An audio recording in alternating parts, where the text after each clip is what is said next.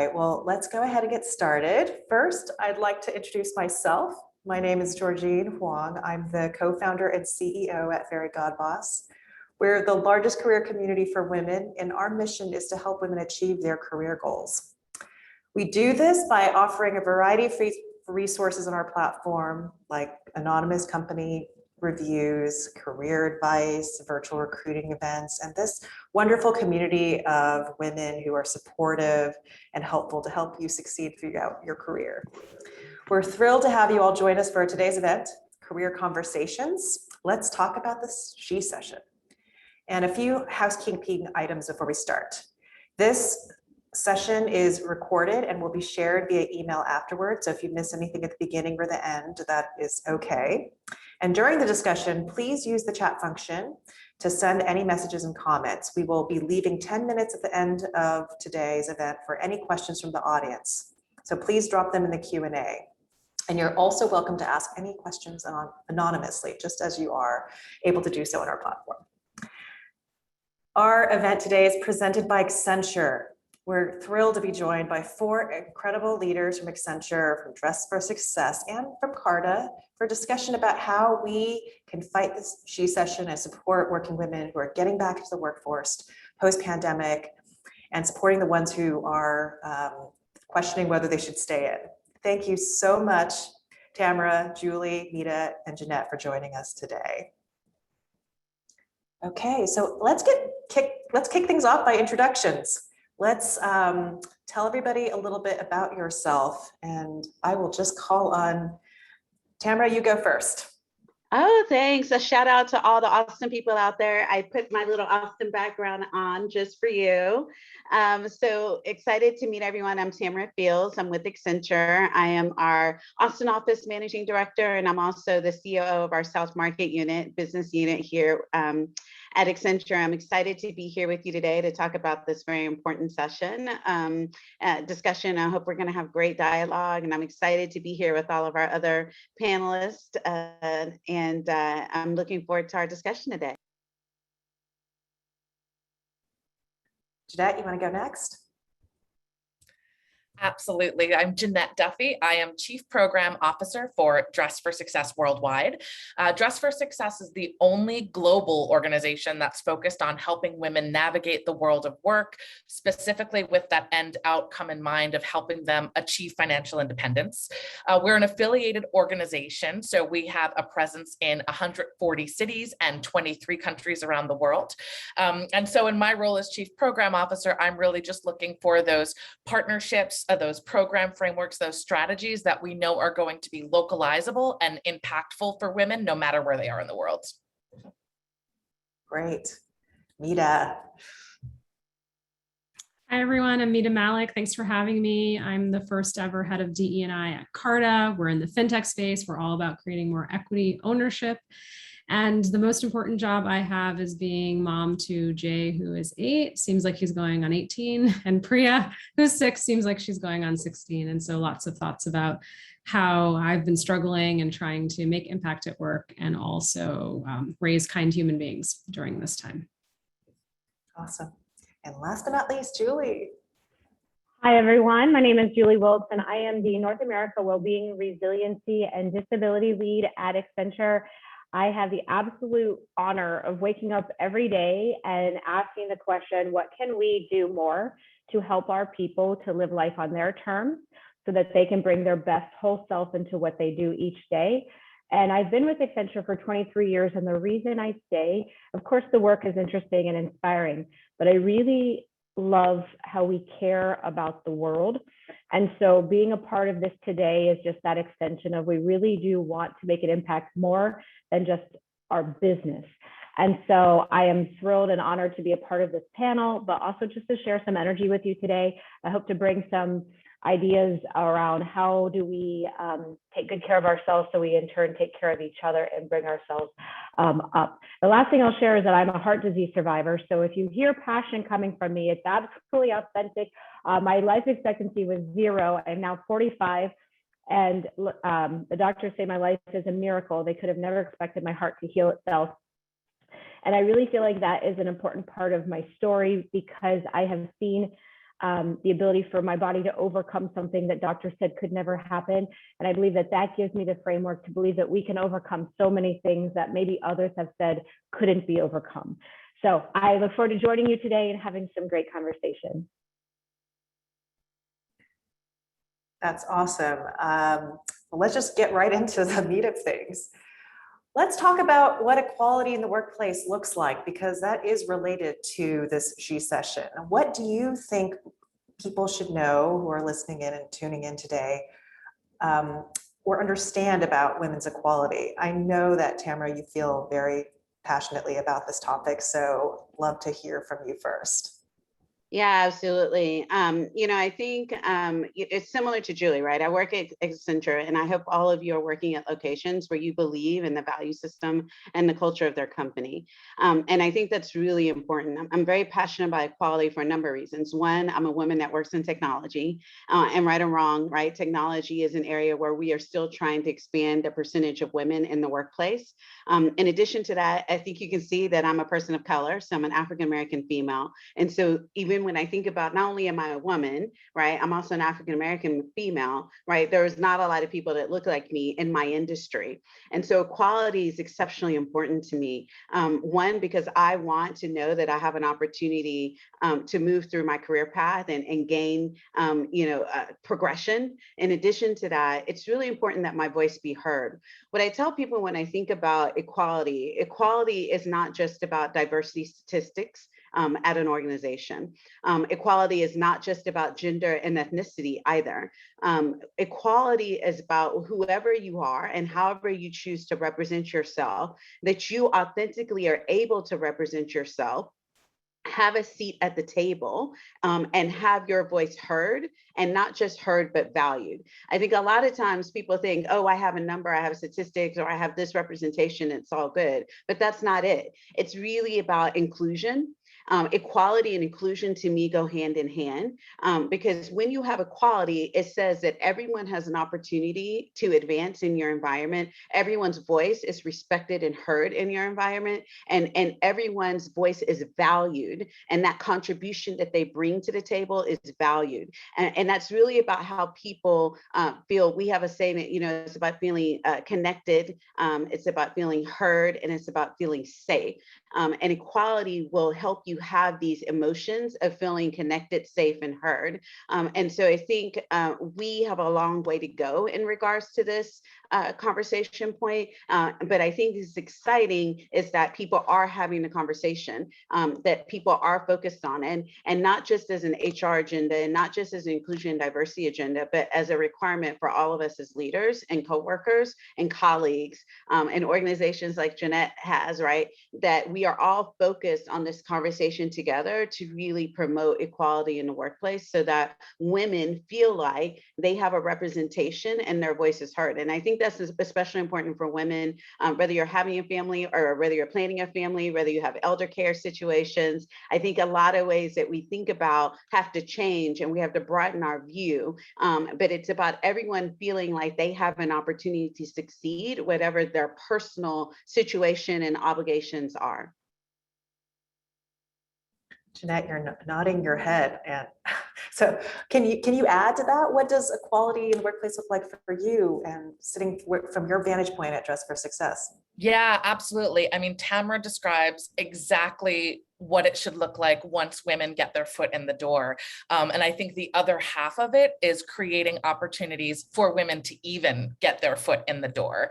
At Dress for Success, the 80,000 women we're serving globally each year, they represent BIPOC communities. 70% of them are BIPOC identifying, and 40% of them, over 40%, are single mothers. So, from our perspective, it's recognizing that those coming from vulnerable populations don't even often get to be put at the table at all. So if we really want to be creating those equitable workplaces, we really think it's on hirers to start thinking about how you even get those women to be a part of your workplace, part of your community.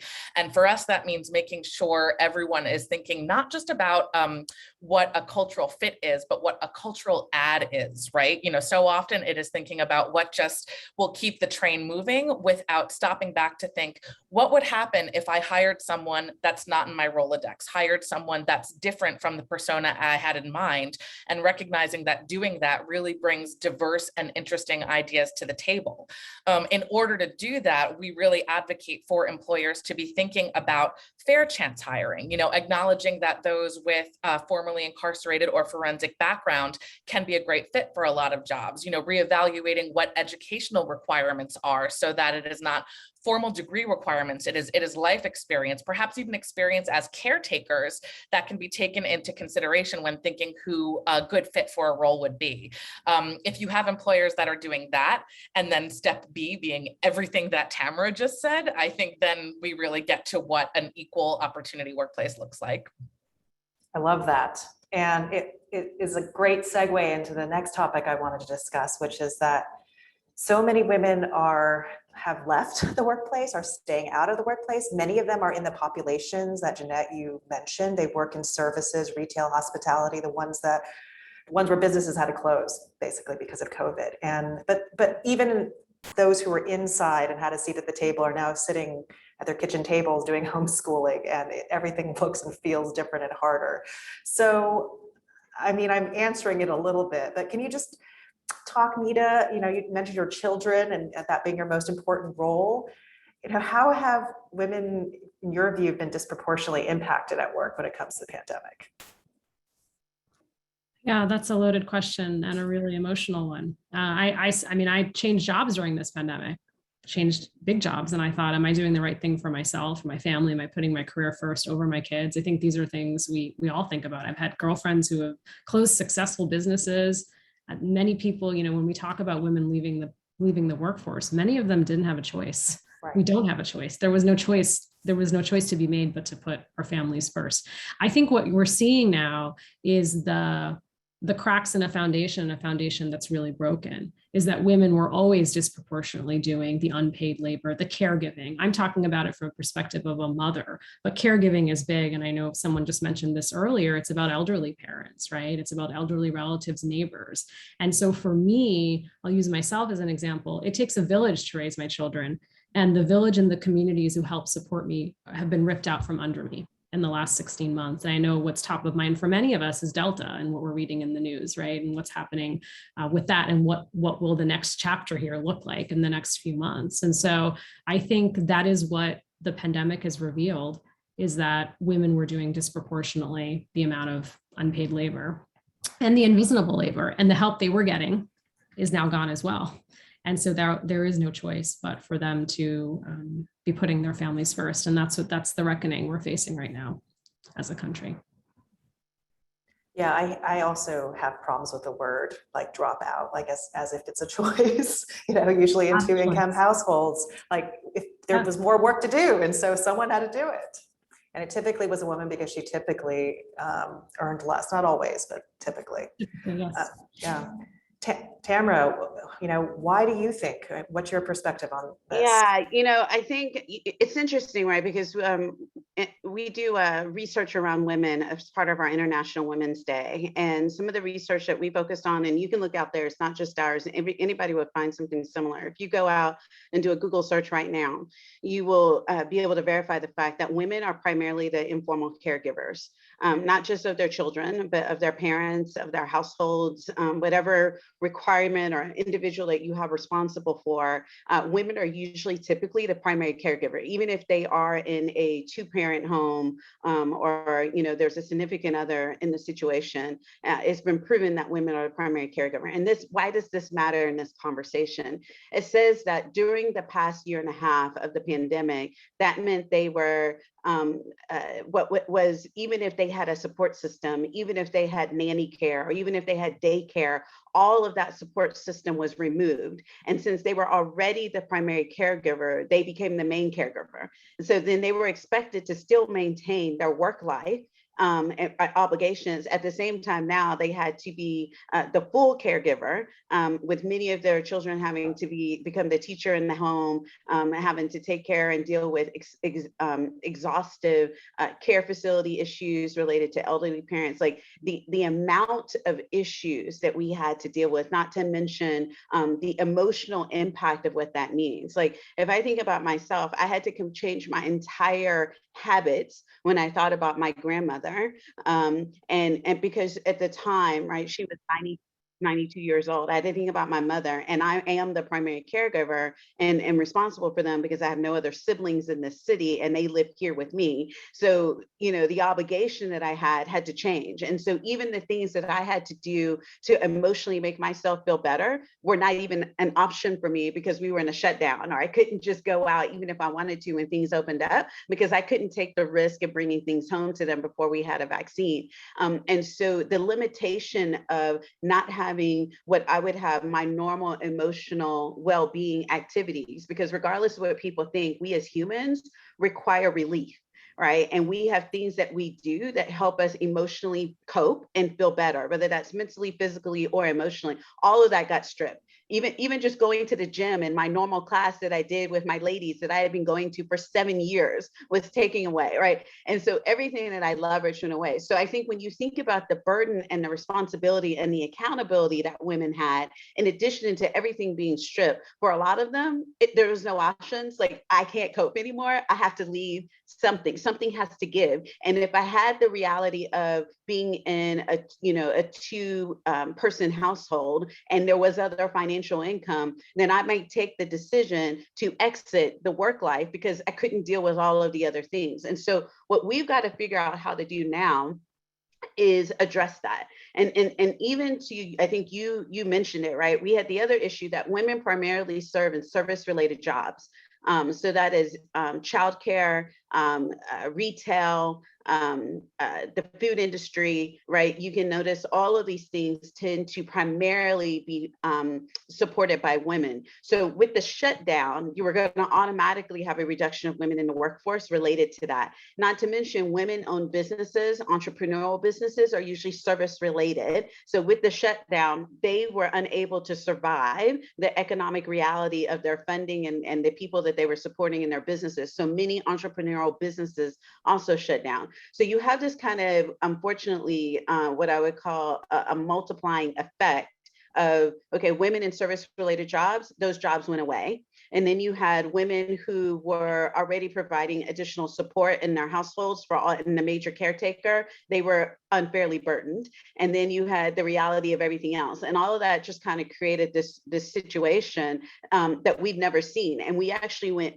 almost 4 decades back before World War II in terms of the number of women in the workforce. And this is concerning because we were already behind and now we just catapulted ourselves back into a number situation that's worse. And that can create a whole lot of behaviors that we don't want to see reassert themselves in the workplace. So what we have to do now is focus on how do we add flexibility back in and accountability for everyone into the process for women so that they can re-enter. Because it's not simply that, oh, you can just go take a job now that jobs are back and service jobs are back. If you notice, there is a shortage in the workforce for service-related jobs right now, and people are not applying back because the pandemic has not removed itself and the burdens that women face have not changed. So that means now we are all going to have to solve this issue together on how we creatively solve for how to get women back in the workplace in a way that they can manage, because there is a real reality to their mental and emotional well-being that people are ignoring that is real for us as women every day.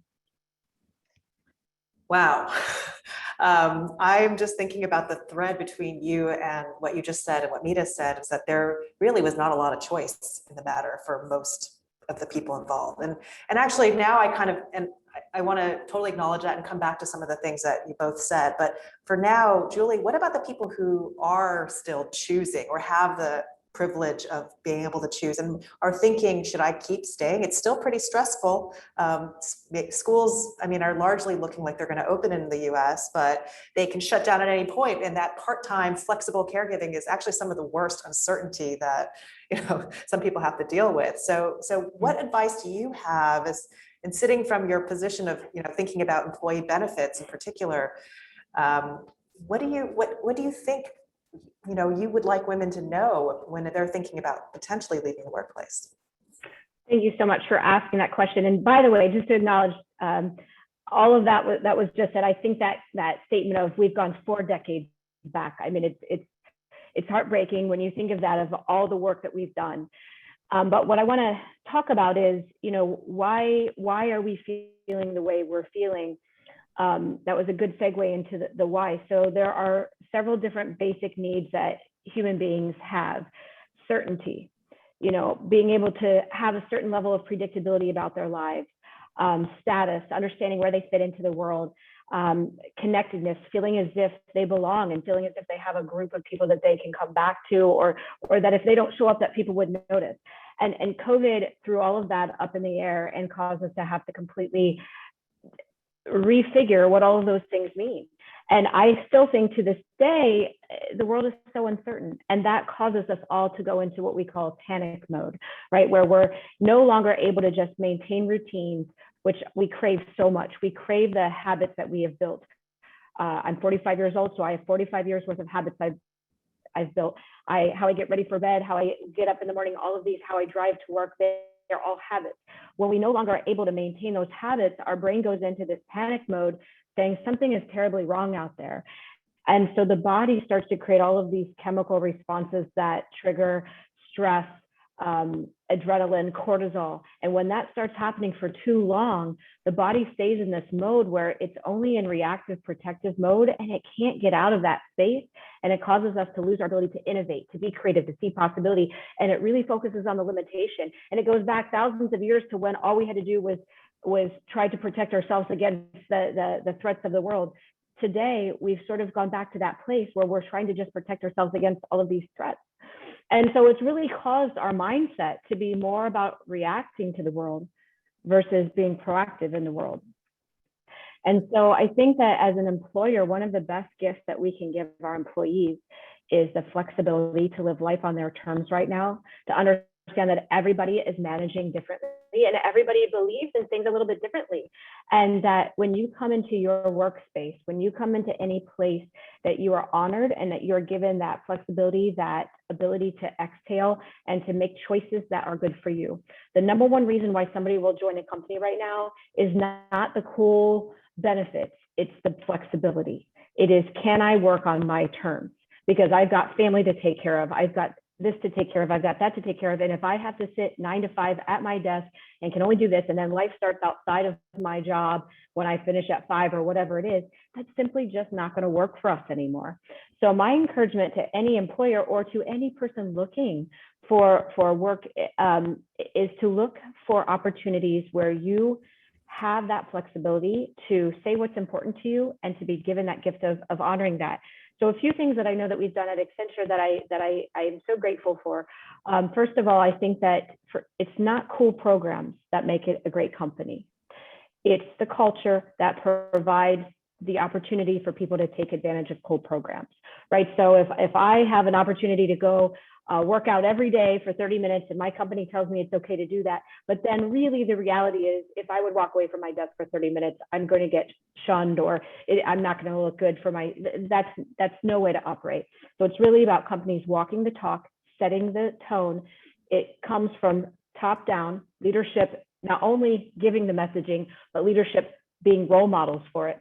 It also means that it's not one size fits all. It means that people get the option to say what works for them. And, we've even tried things at Accenture, like if I know that every day at 3 o'clock, I want to go pick up my kids or help my kids with something, our teams share time so that I can go do the things I need to do. And then maybe I cover for someone else. It's really about being more of a partnership and working together. But all of this, there's one thing that I haven't mentioned that's really important for leadership, for organizations, for cultures to shift, to be supportive, to be flexible. It all starts with each human being taking care of themselves. Because as I look to some of our leaders who are setting the tone for us, I think specifically of our global CHRO, Ellen Shook, her biggest focus right now is she's setting a lot of the stage for all the things that we're doing. But she emphasizes how important it is that she can take care of herself first, right? And that is something that we have learned is when we can take care of ourselves first, we show up and make better decisions. So that means everybody's got a different magic formula for what that means. And you need to know what your formula is. Maybe for you, it's the right amount of sleep. It's getting the right nutrition, surrounding yourself with good people. It's making sure that you have passion in your day. It's setting the tone. It's setting your boundaries. It's making sure that whatever you need to show up your best full self, you have that figured out and that you do not have any hesitation to ask for it. And you know that that's going to be okay for you. So I think that the boundary setting, the knowing who you are, how you show up, and making sure that even though the world is still uncertain, that that's something certain within each one of us. That will be that golden ticket to allowing us to build this space. Employees start with themselves, and the organization starts by saying, what can I do to advance our population through flexibility, through cool designs, through really walking our talk, and making sure that we show up every day, first putting our people first, so that then they can put our clients first. So if I had to sum that up, Julie, if you're thinking about leaving the workplace, first ask yourself what you need and then ask your employer to meet you there so that maybe you can stay at your job. I mean, Yes. It sounds like you have to know what you need to take care of yourself first and then ask for it. 100%. And I think that those are two things that people struggle with. They're not sure what they need. And maybe Right. they've never felt like they could have the permission to ask for it. And maybe they feel that if I ask for this, maybe I'm going to look like I'm not a team player, or maybe I'm going to look like I'm a high maintenance worker. And right now organizations are already cutting back or whatever it is that we may be feeling. And I just don't want to put a flag on myself. Maybe you're feeling that way. And what I would challenge you to do is if you bring your best full self into what you do, you know how to show up in that conversation so that it's a win-win for everyone. It's not just about saying, I need this company, I need this Accenture, or I can't be here. It's, I need this, and because if I can do this, this is how I'm going to take you to the next level, right? And so it's a win-win for everyone if we can have that courage. But to have that courage, we have to show up healthy and whole first. Yeah, and Jeanette, you have a lot of women who are trying to get into the workforce or re-entering. I mean, what advice, do you have for them? Yeah, I mean, hearing Julie talk, it is an inspiration, but also a reminder that for the vulnerable women we're serving, unfortunately, they're not necessarily at those places where they can advocate for themselves. So, I mean, after today, my solution is just clone Julie and make sure she works everywhere so that our women do have that safe space to advocate for the flexibility that they need. But, one of the implications that Tamara was getting at and talking about what's happened to the workforce is that women who are left out are then also drop out of the pipeline of leadership opportunities. So those that might have been on a managerial track that had to leave now kind of are back at square one. And, we see hints of what is happening in terms of there being advocacy on behalf of employees who are returning to those essential service roles. There are trends about how they are demanding flexibility, demanding fair compensation, but the reality for the women that we serve is that's not quite going to happen for them yet. And many will be in the position where they just need to get back to work. So we're focusing on giving them the tools so that they can get themselves back to work, but back into roles where they will be back into that leadership pipeline, back on track so that they are not the working poor. They're getting into those jobs that put them on track to fully support their family, be economic independent, and be fulfilled by their work. So, when we're doing that, we're looking to find partners and push them towards opportunities for them to reskill and upskill in ways that will make them relevant for a 21st century workforce.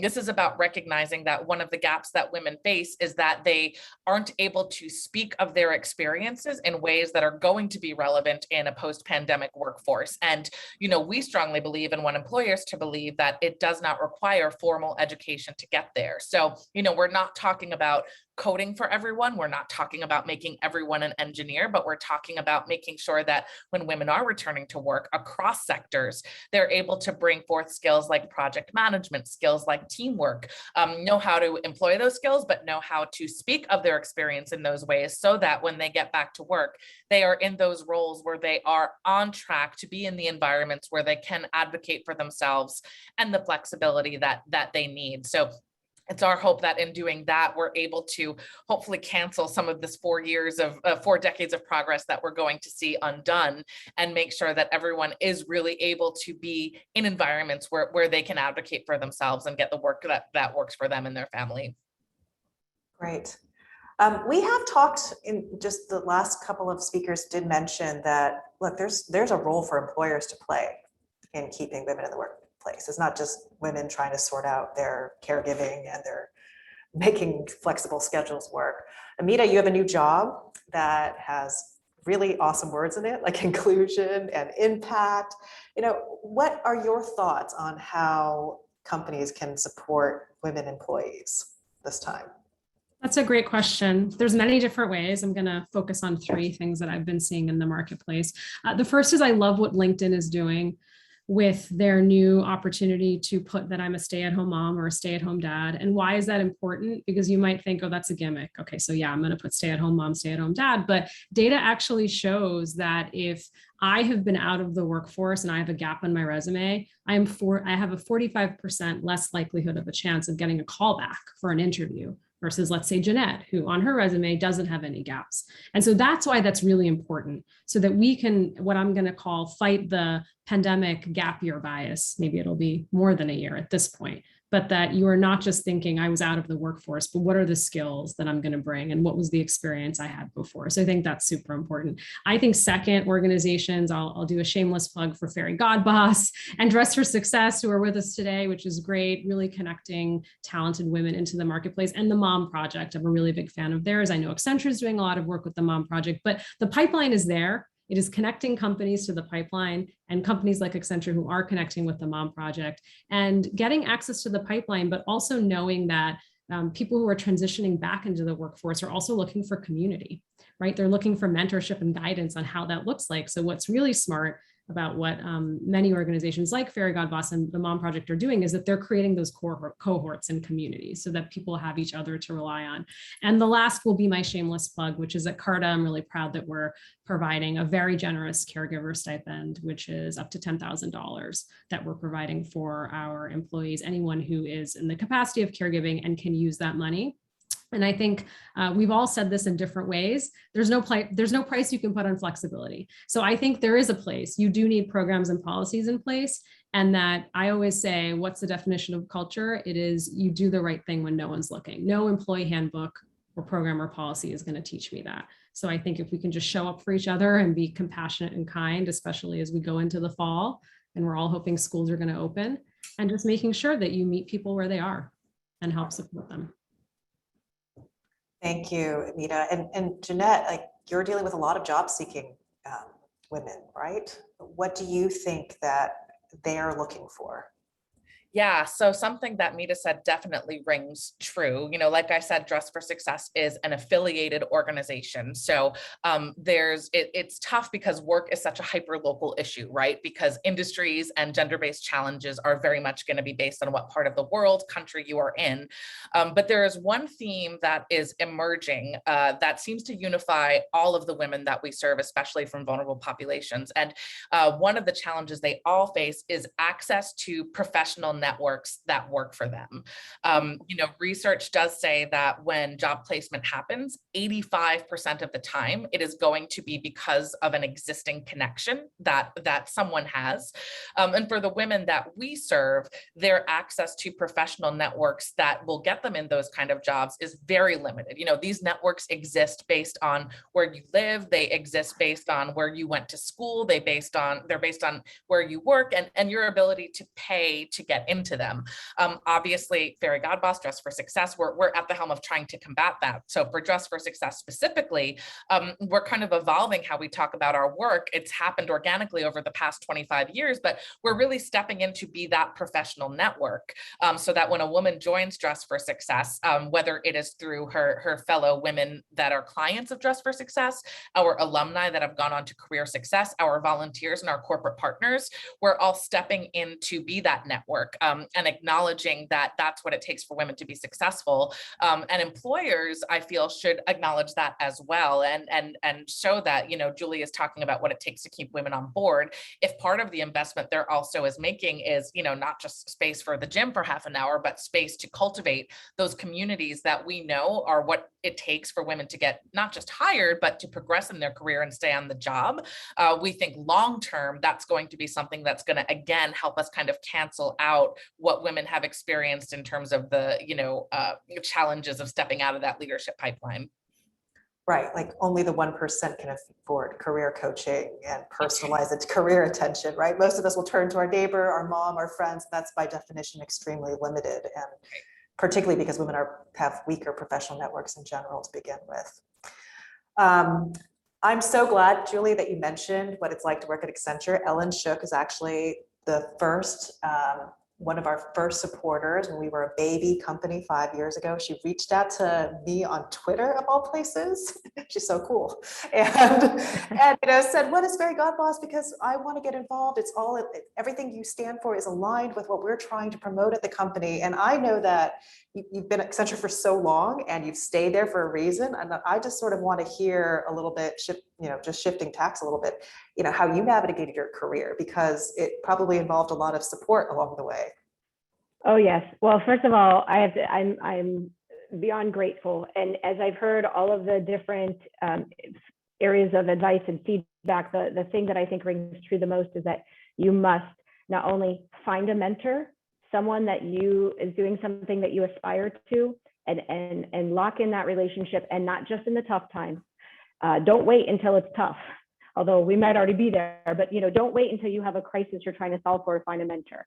Find a mentor who gets to know you in the good and the tough, and then also be a mentor. It is our responsibility, I believe, as human beings, that we lift as we rise, right? That's something that Ellen taught me. We lift as we rise. As you continue to grow, you take the things that you learn in your life, I consider them gifts, and gifts are only as good as what you do with them. And as you rise, you find other people that you can help. So maybe they don't have to repeat some of the things that you made mistakes on, and you can help them a little bit more. So my career is one where I every day I pinch myself. I feel very grateful. I started at Accenture in 1998, right out of college, and I started as a consultant doing change management work. But I really had this tug at my heart, knowing that I was a heart disease survivor, and that was a gift to me. I really wanted to find a way to give back. One of the things I noticed is that our people were working so hard. Our people were working tirelessly, relentlessly. They were just working. And I felt like I wanted to find more ways to help our people to live life on their terms, have a great career, have a great job, have a great mentor, have a great company they work for, but also have the other side of it, a great life. And so I positioned the idea of wellness at Accenture back in 2002, and I call it ignorance was bliss at the time. I sent the proposal up to our CEO because I didn't know any better, that there was a whole bunch of other people who probably needed to see it first. But the cool thing is that I got a response that said, we don't actually do that here yet, but we're intrigued by the idea. Tell us more, show us the credentials, show us what could happen. And so at just 3 or 4 years into the company, still sort of what I call a green bean, I started to dream. And the thing is that all I needed was a leader to tell me that my ideas were not, absolutely bizarre, that somebody said, maybe this is something we could do, tell us more. And so I went back to school, got my master's in exercise physiology with a focus on organizational wellness. And I came back to Accenture 2 years later, and they said, okay, we can see it, but we're not sure yet. We haven't positioned for this role. Can you start doing it and show us? So I came back into an HR role, and I built a program for about 6 years without any budget, without any sponsor. But all I had was a few leaders saying, we think it's interesting what you're dreaming up. Keep telling us more. That was all I needed. So for those leaders out there who may be listening, I want you to make sure you know that when you believe in someone who's got this idea, you give them that permission to keep dreaming. So please, please, please make sure that you believe in each other. So by it took me about, I say it was a whole 9-year journey, but by about 8-year journey, by about 2010, leadership came to me and said, what you have built is something incredible. We have more people talking about it, more people following your newsletters than half of our, other programs where there is a sponsor and so forth. We know that our people are hungry for this. Our people need to feel cared about in this way. And so they allowed me to create the first role at Accenture in well-being. And they let me write the job description. And I can just tell you that was something that it brings tears to my eyes, the ability for someone to believe in me so much and believe that this is important. And so since 2010, we've been able to just grow bigger, faster, better. We've got more people who have more passions. And what we have found is well-being started as sort of a benefit, but it's much, much more now connected to inclusion and diversity. And the reason I think it is because well-being isn't just the siloed program where you have a cool program where you can track your steps and report them in and get some money or something like that. Although those are really cool programs and we have some of those, but really what well-being is saying, I can show up my whole best self and I have everything I need to do that. And we need each other. We need community to be able to do that. We need our mentors. We need our support systems, but we need that flexibility and that ability to say that my company has listened to me. And I've told them that this is important to me and they're listening. And we may not be able to do everything all the time for every person, but that company needs to feel as if it will listen and try to do our best to take care of people. We call it our truly human approach. Every single human being is truly human and we all have different needs at different points in our lives. So fast forward to today, we now, I have the ability to work globally on our well-being programs. And we have, I think it's about 146 countries that we are able to impact. And, it's interesting to look at the designs of well-being, health and wellness, inclusion and diversity, and bring it all together. We've recently launched a program called Thriving Minds, which really is about developing mindfulness that help our people to think about their own mental health. And that has been such a big message this year is, hey, we need to start with ourselves. We need to start with our mental mindset. And that has been something that I think companies have been afraid to touch for a long time. And now we finally have broken through and we can do that. And so now I'm going to tell you, now is the time to dream more than ever. Yes, we are coming out of one of the most difficult times in history that we can ever imagine, but it's also the time to dream big, say what we want, say what we need, and have that courage to go after it. And the last thing I'll say is I have this beautiful story at Accenture that I'm so grateful for. And people like Ellen Shook allowed me to dream big and make my dreams a reality. And I encourage people to lift as you rise and be that for someone else. But I also do partner through Accenture and then in my own time as well through organizations where I get to go out and reach people. I do teach yoga in our local jails. I go into our homeless shelters and I get to see different viewpoints from people. I hear their stories. And what I find whenever I hear anybody's story is that we're all so connected. We're all not so different. It is our differences that make us so unique and special, but we have way more in common with each other than we often give ourselves credit for. So my challenge to each one of you is find ways to connect with people that you have thought maybe weren't connectable before. Stop and listen to people's stories. Believe in an impossible dream. Believe in each other. Lift each other up.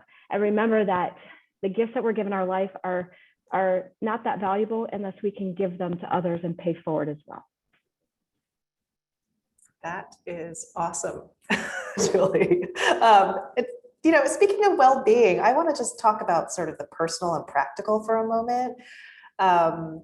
Mita and Tamara, I'd love to hear how you take care personally of your own well-being. Because, Tamara, you talked about how you had to give up stuff to take care of your mother and your grandmother in the same city. And Mita, you changed jobs, you have kids who are homeschooling. Like, give us some tips.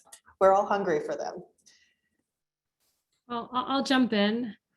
People ask me what my hobbies are. I once had this gentleman look at my resume and say, where's your personal interest section? Like, do you kayak? Do you canoe? Do you ski? And I just wanted to be like, no, I have kids. I have no hobbies. So I don't have any hobbies. But what I try to do, especially since we've all been, we're each other's best friends and frenemies. It's like the four of us together all the time in the house. I try to do things that they like to do. So I've started to color a lot more. I've been watching Disney films that I haven't watched since I was a child, because usually I would just let them watch, but just rediscovering things through their eyes and hobbies that I just hadn't done in a long time. So that's what I've been really focused on. I really like to write. I spend a lot of my time writing. That's therapy for me. And so I just encourage whatever you can do just to find those moments for yourself. And that's what I think. For me. Mita, your writing is awesome. I follow you on LinkedIn, and I think that you have one of the most honest voices about what it feels like. And very few people are as authentic as you on LinkedIn, where you're supposed to be the best version of yourself. It's really awesome. I encourage everyone to follow Mita. Oh, thank you so much. Tamara, how do you take care of yourself? Balance that Yeah, with work? I think a couple of things, right? I want to first start by saying that I do think that anywhere you work, taking care of yourself has to be a partnership with your job as well. And it's not just about yourself. And I say that to say that I think it's important that you establish boundaries for the coworkers and individuals that you work with. And they need to understand those boundaries and respect them, but they can't respect what they don't know. And so for me, the pandemic got me out of what was a core value for me, which is maintaining my boundaries. And I had a couple of core key boundaries. I believe in taking vacation and having it on a regular cycle. And when I'm on vacation, I want to be off the grid. But prior to the pandemic, right, I was very, very protective of my weekends and my evenings. And somehow the pandemic sent that all helter skelter.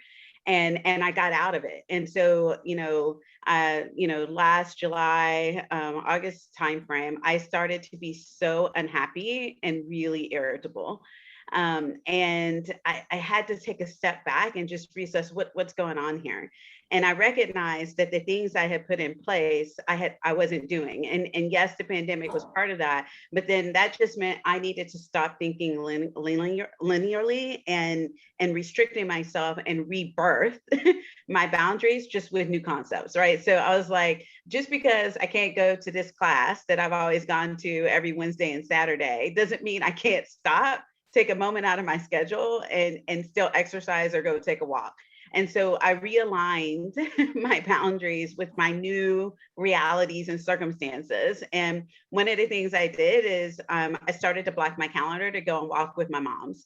I'm very fortunate that she lives around the corner for me. And so, it depended on the time of year, because in summer in Texas, it's really hot. So we would go early morning, like 7:30 to, so I would take 45 minutes and so I would put it in there in my schedule and people would try to, schedule over it because I work multiple time zones. And I was like, no, you can't have that time. And so I put back walks. That was really hugely important to me.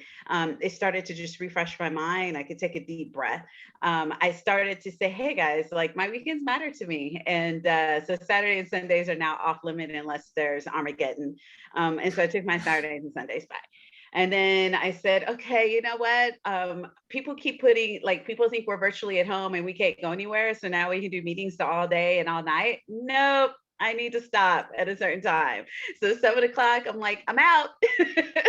So I had to start putting these things in, and not that on occasion I might allow someone to do something because it's a special circumstance, but generally speaking, I stick to it at 100% because I needed my mental separation and I needed to focus on my family and I needed to spend time with my family. And so I did all those things. I was fortunate in that I had a person who is my massage therapist. We've known each other for years. I have back issues and all other issues from years of travel. And so, she was thankfully, living a restrictive kind of reality and she got vaccinated and all that. So I put back in massages.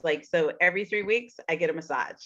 It doesn't matter, it is happening. Now I might have to adjust the day and the time and got to coordinate with everybody, but so that was something that I put back in my schedule. So there's just these things that I needed to do for me to feel calm and restored. And then my perspective around people, work, and everything started to improve. And so I very jealously protect these things now. But it took me owning that. It took me putting these boundaries back in place, and it took me sharing them. And it's not for you to judge. It's not for you to assess. You just need to know I require it. And this is what I'm doing. And when these things are blocked, I'm so sorry. This is what's happening. And so I'm very good now. I block my calendar way out. I put all sorts of blocks in there so that people can't just put stuff in there. And that has really helped me navigate.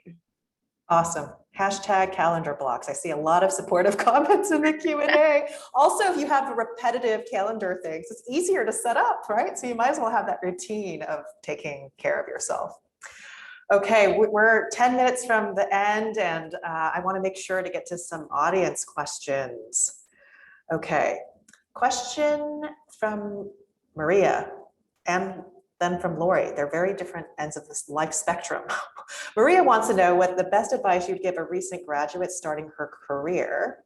And then I'm going to share Lori's question too, because she's interested in how women in leadership might be affected by menopause and should be supported throughout that period. So 2 different stages of life, potentially early grads. But if this is really for anybody who feels they want to weigh in on recent grads or menopause as a phase of life. Julie, raise your hand. Yes. All right. Well, I'm glad I got the chance to address this. I had mentioned in the chat to Lori, I would try to get a few thoughts in here. First, let me start with Lori's question, and then I'll add a quick little advice. First of all, it is a real thing. Anybody who has experienced it knows that, you know, as hormones change, as life changes, you know, you're expected to bring your best whole self into what you do, and sometimes you just don't feel yourself. We address this with mental health now, but we also know that sometimes our body is just changing and we feel different. And so there's a few things you can do. First of all, in most organizations, there are things called employee resource groups, or they may be called different things. You know, at Accenture, we call them employee resource groups. But, you know, finding those, there can be women's groups, there can be parents groups, but these could all be safe forums to address things like this. And, you know, one of my roles in what I do is I attend most of these employee resource groups, or have one of my team members attend. So we hear the pulse of what people are saying, and really can create programs and changes and recommendations based directly from the heartbeat of our people. So finding a connected community through one of these could be a really good option. The other thing, our benefits in most organizations should cover. So make sure that you're asking your doctor and looking into your benefits should cover various things, you know, that may be helpful to you in this time. And the other thing I'd encourage you to do is, if you don't have what you need, finding that person in HR that you trust, or that benefits person, and sharing. Very commonly, we hear, you know, if some population is not receiving what they need. For example, our LGBTQ population may need some different benefit support than a different population. And so we very much take feedback from every special population or unique need, and look into how can we address it. So my challenge to you is look for what's already available, look for those connected groups, look into your benefits or what may be supportive, but also don't be afraid to say what you need and take it to a trusted source in HR. You know, at Accenture, you can always bring those ideas to me or anybody that you trust in HR, but in any organization, find someone to say, hey, this could be really helpful. And you never know when you may start a spark that so many other people wanted to start, but they maybe didn't have the courage, or maybe they felt like they wouldn't, you know, didn't know what to do.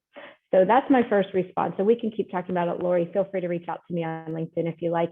Number 2, advice. You know, my best advice is to find your magic formula. All of the panelists have spoken about this. We all need something special for how we show up each day, but be clear on what that is for you. Sleep, nutrition, exercise, surrounding yourself with good people, knowing when you bring your best self into what you do, what that consists of. And even if the world has changed your habits, changed your routine, finding new ways to put that in, getting that innovative side, and always believing that there are good things to come. It is our outlook that will change the way we feel about things. So that, surround yourself with good people, lift as you rise, know your magic formula, and just remember that dreaming big can be some of the greatest things we can do. We may not hit the moon, but we'll hit the stars, right? So thank you so much. Does anyone else want to weigh in on those questions about early career or menopause? Yeah, I'll jump in on the recent. Oh, go ahead. I'm going to be so quick because I think it was a good opportunity for those starting their career to build in some of what we'd already been talking about in terms of the importance of mentoring and building your network. One thing that I'll say that I think we're all on board for here is the benefit of just actively being a part of a community of women specifically, in a way where it doesn't need to be as intimidating as a formal mentor-mentee relationship, right? Often those can feel like a lot. You feel like in that situation, you need to be everyone's everything. But if you're putting yourselves in the right spaces, the networks that work for you that are women, often it's those micro opportunities that can work out for you, especially in early career. I don't even know this person who asked this question, but we're both here in this space together. If she reached out to me and referenced this space that we were in and got to know each other, I'd be happy to vouch for her if she were looking for a role and that was something that I could do. So just keep in mind that building your network, it doesn't mean you're going to have, you know, that BFF fully time commitment relation with everyone, but just make as many connections as possible, because women are going to be there for you, even if it's someone you haven't known for that long. Love that. Mita, you wanted to say something. I will just jump in to say, to address the question around recent graduates.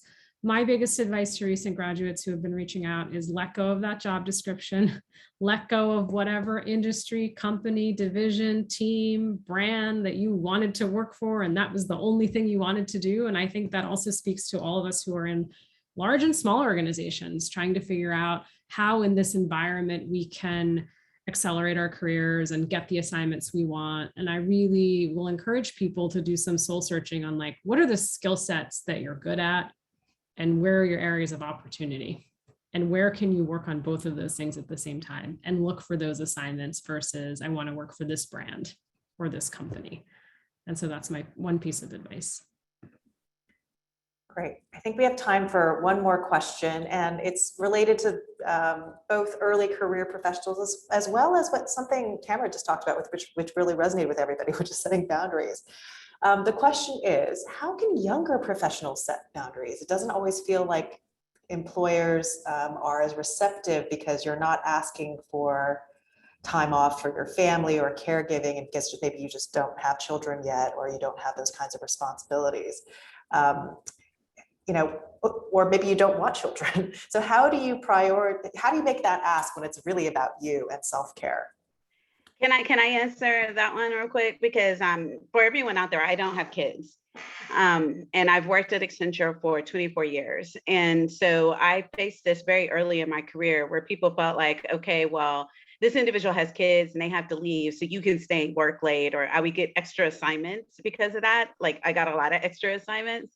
And when I was young, I didn't realize that my voice mattered and that I needed to speak up because I didn't know that then, right? But as I started year over year and, you know, you start to recognize your voice does matter. So it really becomes about you having the courage to say, this is important to me and my well-being. And it goes back to Julie's comments around being truly human, that people don't get to judge your reality or your situation. What you need is what you need. If you need exercise, if you need to hang out with your friends, or you want to sit in your house and watch Netflix all day, if that's what you require to be healthy and whole, then that's your time.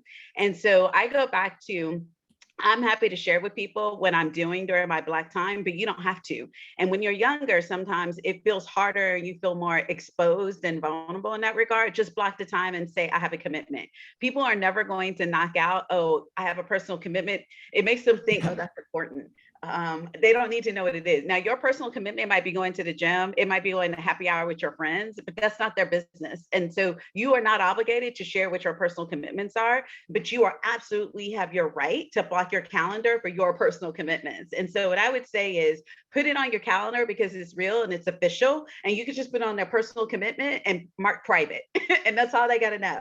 And then you don't have to share if you don't feel comfortable. Now, over time, as you get to know your team and your bosses and your flow, you're going to get more comfortable with that. And you can state to them, I do these things because they're important to my mental and emotional well-being. But I recognize that when you are younger in your career, that's a little bit harder to do and you feel exposed. So then don't, and still just say, hey, I have a commitment. I have to go take care of these things.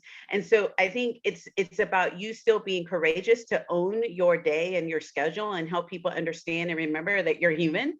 And because you're human, like they need to respect and be accountable to that humanness in you as an employer. And the cool thing for you today is this is a requirement, right? If you look at the recent surveys out there, people had more trust in their employers than they did the government. This is an interesting switch. In addition to that, we've seen that even within our own company, people had strong trust in our employee resource groups. What that means is that people want advocacy for what is important to them as a group of people in a shared experience. And so never underestimate the power that you have as young professionals in shared experiences and ERGs. And so even just joining other young professionals, we have what we call analyst groups. That's our first entry-level group. They've established their own kind of ERG group. They advocate for themselves on what's important to them. And I promise you employers are going to pay attention because right now you are in demand and we need you. And there's still a lot of growth in revenue. We have to make ourselves desirable to you. And so it's not like in years past where employers can get away with anything. They don't have that right anymore. So you actually have a lot more power than you realize as employees. So seize your power and own your voice. And remember that people don't get to judge what you do. And if you don't want them to judge it, just don't tell them what it is. Just say, hey, I have something I got to go take care of. It's something I've already scheduled. And I will address those things when I can with this capacity and call it at that. Okay, I think we should end on that great positive note. Thank you everyone for tuning in today. Huge thanks to Jeanette, Mita, Tamara and Julie, and of course Accenture for partnering with us on this event. You can learn more about Accenture by visiting their profile in Fairygodboss. You can ask more questions all the time to our great community of women on the platform as well. Thanks again, everybody, and have a great rest of your day.